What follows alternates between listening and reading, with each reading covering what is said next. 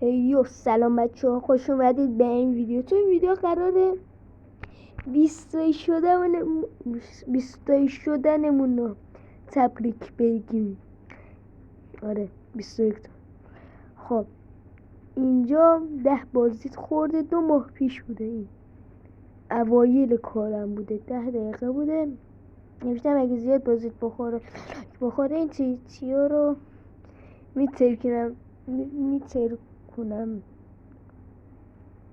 و دیدین خیلی کامنت خورد، خیلی زیاد دانلود، خیلی چیز شد، خیلی هنوز این TNT رو ما نمیترکنیم. تنها نظرهایی که دادن این بود که 2 تا خنده. اینجا خدا. خب حالا اینو میگیم که اینجا فقط یه لایک خورده که خودم هم گذاشتم. خب حالا میخوایم ببینیم کتونیون پستامون که خودتون میتونین ببینین، حالا زیاد نداره. و این از اولین ویدیو.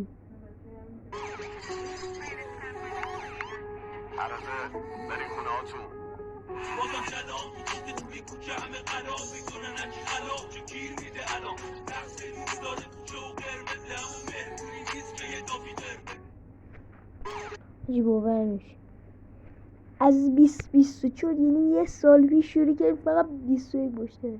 البته نه، برای 3 ماه پیش 4 ماه پیش اینا مال 3 ماه پیش 4 ماه پیشه که اینجا من تازه فهمیدم خودم میتونستم این چیز رو انجام بدم. چقدر سریع انجام میدادم. برای کانالم اینقدر من زحمت میکشم.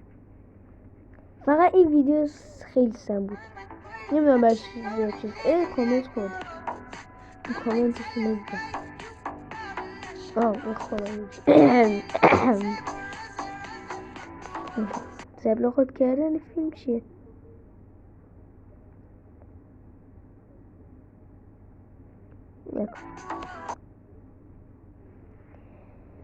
اینو نمیدونم برش زیاد کارش نگرفتیم. شاشیده ده شلوالش مردکش دستشه جیشیه بگو تو. بابا این ویدیو خیلی بالا، اینا رو لایک کنید. به چه شاشیده ده شلوالش هیچی لایک نخورده، هیچی. اینم خیلی خفنه، برشی لایک نمی کنیم. اینم خیلی خفنه بابا، چرا؟ ولی ایناشون خفن تر بودن، اینا گذاشتم. بچه این تو نظرات بگیم، تو ویدیو میذارم بر دوباره میذاریم تو نظرات بگین که هفته بعد یا فردا چه ویدیویی مثلا بذاریم. خب بچه ها مرسی که این ویدیو دیدیم و تا ویدیو بعد بای بای.